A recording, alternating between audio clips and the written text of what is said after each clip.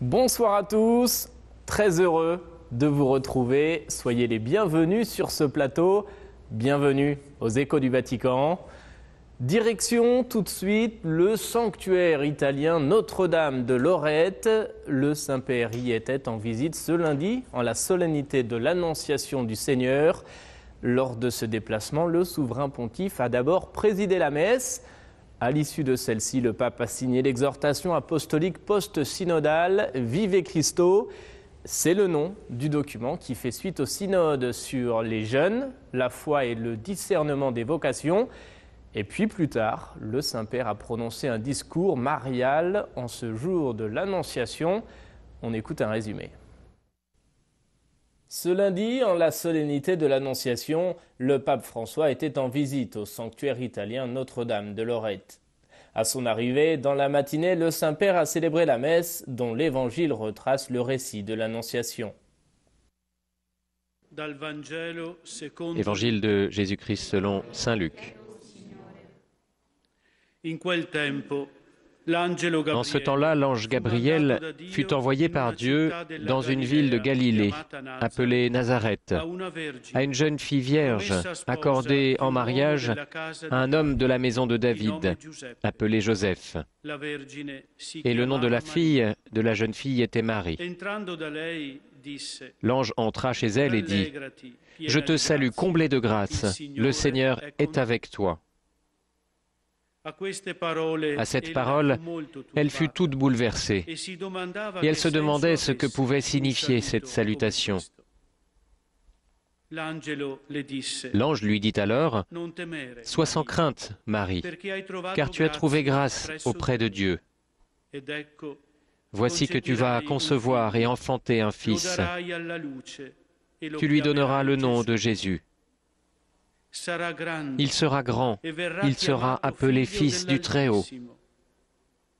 Le Seigneur Dieu lui donnera le trône de David, son père. Il régnera pour toujours sur la maison de Jacob, et son règne n'aura pas de fin. » Alors Marie dit à l'ange : « Comment cela va-t-il se faire, puisque je ne connais pas d'homme ? » L'ange lui répondit : « L'Esprit Saint viendra sur toi, et la puissance du Très-Haut te prendra sous son ombre. C'est pourquoi celui qui va naître sera saint, il sera appelé Fils de Dieu. »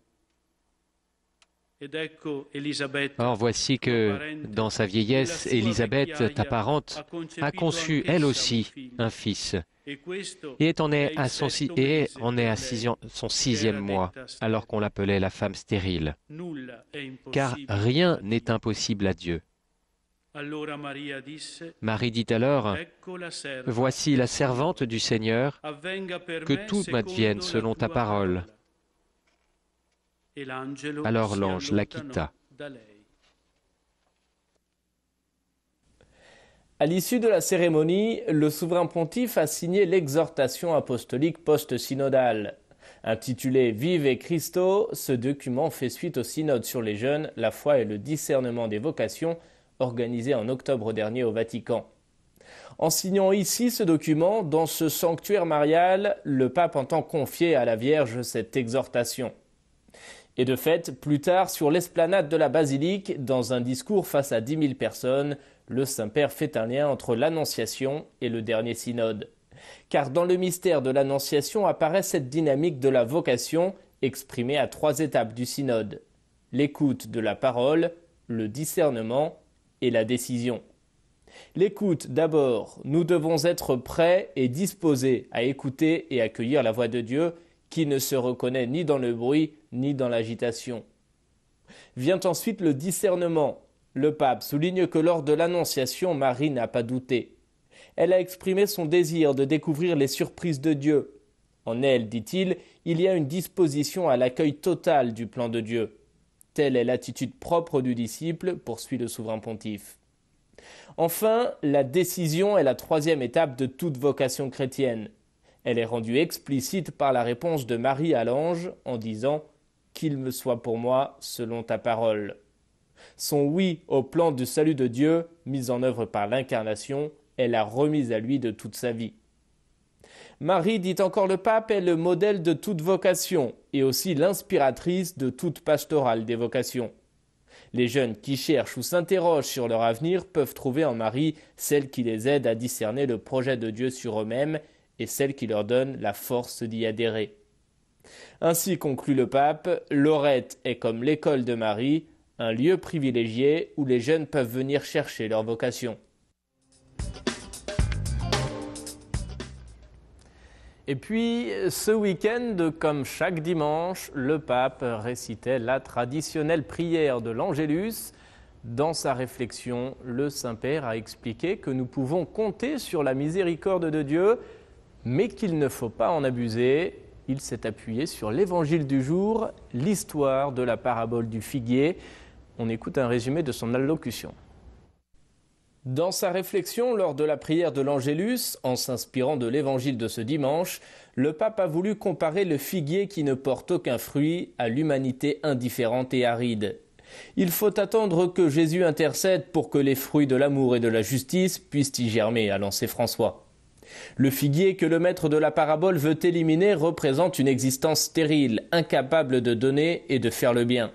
Il est le symbole de celui qui vit pour lui-même, repu et tranquille, installé dans son propre confort, incapable de tourner le regard et le cœur vers ceux qui sont proches de lui et qui se trouvent dans une condition de souffrance, de pauvreté et de malaise, a observé le pape. À cette attitude d'égoïsme et de stérilité spirituelle, le Saint-Père oppose le grand amour du vigneron envers le figuier. Il est patient, il sait attendre, il lui consacre son temps et son travail. Ainsi, malgré la stérilité qui marque parfois notre existence, le pape rappelle combien Dieu est patient et nous offre la possibilité de changer et de progresser sur la voie du bien. Ce temps d'attente pour que l'arbre enfin porte du fruit indique l'urgence de la conversion, explique le pape. Or, la possibilité de conversion n'est pas illimitée. Il faut la saisir immédiatement, sinon elle pourrait être perdue pour toujours. Nous pouvons donc vraiment compter sur la miséricorde de Dieu, mais sans en abuser. En ce temps de carême, conclut alors le Saint-Père, chacun doit se sentir interpellé en modifiant quelque chose dans sa propre vie, dans sa propre façon de penser, dans sa façon d'agir et de vivre les relations avec le prochain. Et dans le même temps, nous devons imiter la patience de Dieu qui a confiance en la capacité de tous à pouvoir se relever.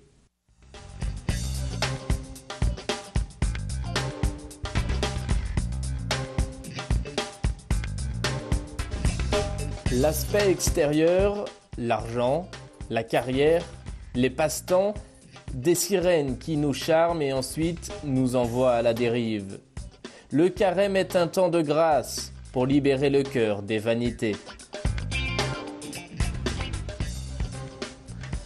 Vendredi, vous l'avez peut-être vu en direct sur notre chaîne, le père Claude Groux a été poignardé alors qu'il célébrait la messe. C'était à l'oratoire Saint-Joseph de Montréal.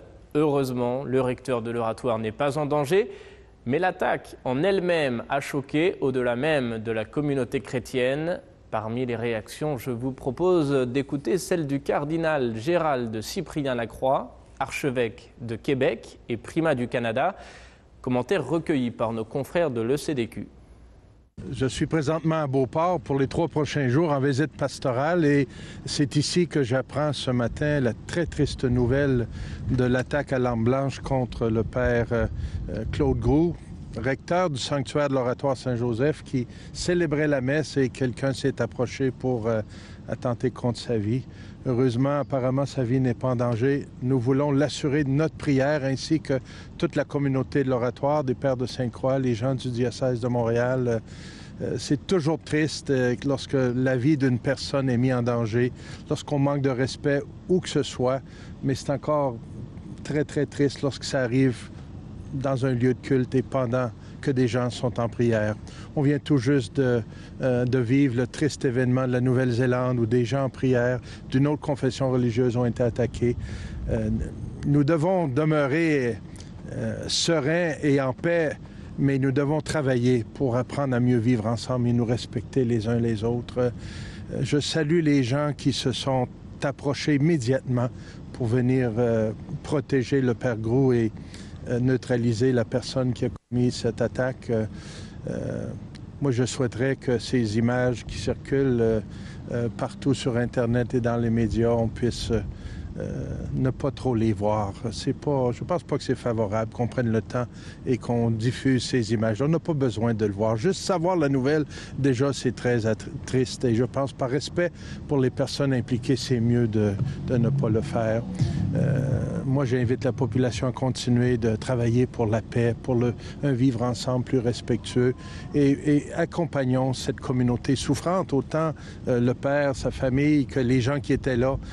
Soutenons-les de notre prière et de notre compassion. Avez-vous déjà eu des craintes, vous, dans un lieu de culte par le passé? C'est-tu déjà arrivé? On est toujours exposé, vous savez, lorsqu'on est dans le public, peu importe où on est. Hein? On a vu des gens qui ont été attaqués sur la rue. Bon, c'est sûr, comme figure publique, c'est des choses qui peuvent arriver. Moi, je ne vis pas dans la peur. Ma vie est entre les mains de Dieu. Ma vie est donnée, vouée à essayer de faire le bien. Alors, voilà. Est-ce qu'on a un problème de sécurité dans les églises? Est-ce qu'on peut mettre de la sécurité, il me semble? Ça se prête moins bien dans un lieu de culte. Oui, c'est ça. Non, de façon générale, je pense bien qu'il n'y a pas de problème au Québec. Là. Quand est-ce qu'on a vu un événement comme celui-là? Et j'espère qu'on n'en reverra pas d'autres. Moi, je ne suis pas craintif de ce côté-là. Et nous partons maintenant en Centrafrique, un pays largement déstabilisé depuis le début de la guerre civile en 2013. Les conditions de vie sont extrêmement précaires. Le pays est devenu l'un des plus pauvres au monde. Voilà pourquoi le pape y est attentif. L'hôpital pédiatrique Romain Bambino Gesù a envoyé sur place une délégation. Elle s'est rendue au fin fond de la Centrafrique. Objectif, évaluer les conditions et les besoins sanitaires pour y apporter une aide adéquate. Reportage sur place réalisé par Vatican Media.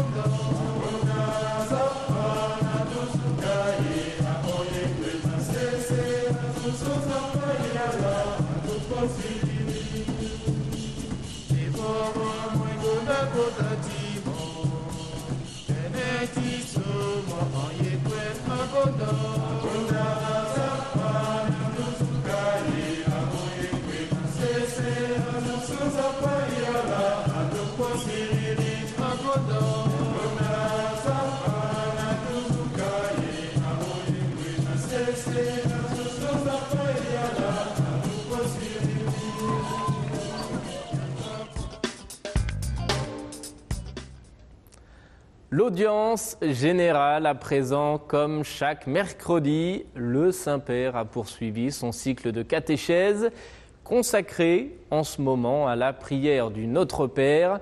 Et plus précisément, le pape s'est arrêté sur la 3e invocation, « Que ta volonté soit faite ». On écoute un résumé de sa catéchèse.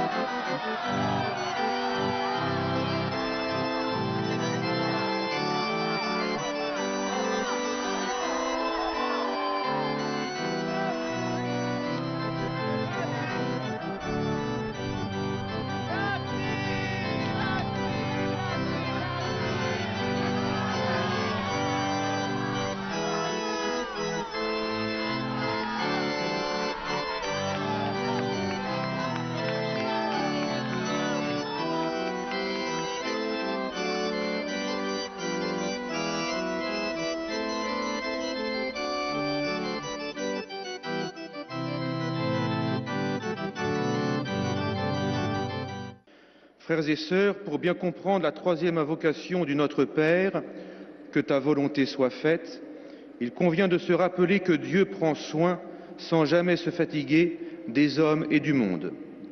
La volonté de Dieu incarnée en Jésus est de chercher et de sauver ce qui est perdu. Et nous, dans la prière, nous demandons que ce projet universel de salut s'accomplisse. Les fidèles connaissent le cœur de leur Père et sont certains de son dessein d'amour. Il ne s'agit pas de courber servilement la tête, de s'avouer vaincus devant un destin qui nous répugne et que nous ne pouvons pas changer. Il s'agit au contraire d'une prière pleine de confiance en Dieu qui veut pour nous le bien, la vie, le salut. Une prière courageuse, combative également, car il y a dans le monde de trop nombreuses réalités qui ne sont pas la volonté de Dieu. Nous prions parce que nous croyons fermement que Dieu veut et peut changer la réalité en faisant vaincre le mal par le bien. À ce Dieu, il est possible d'obéir et de s'abandonner, même à l'heure de l'épreuve la plus dure.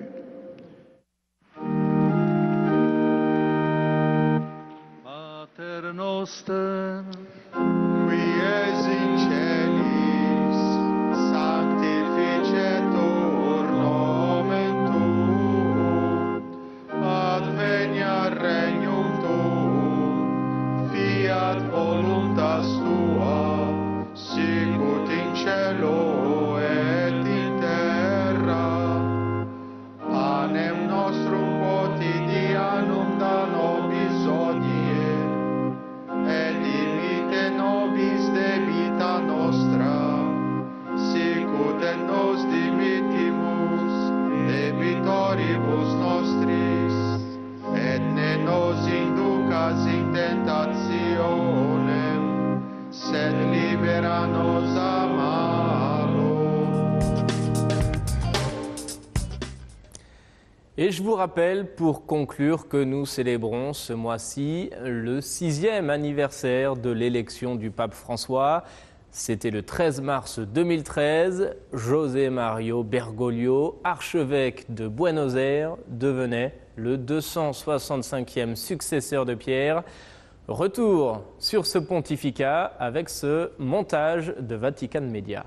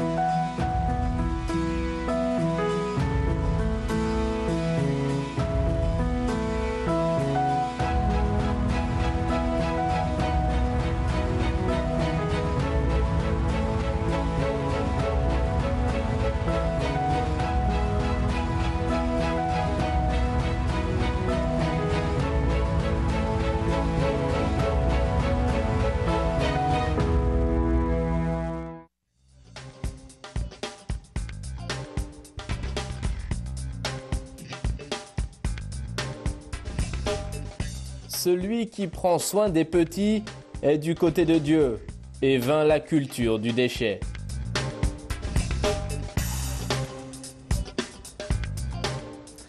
Et voilà, c'est la fin de cette émission. Merci à vous de l'avoir suivi. Merci de votre fidélité. Je vous souhaite une agréable soirée et je vous dis à bientôt pour de nouveaux échos du Vatican.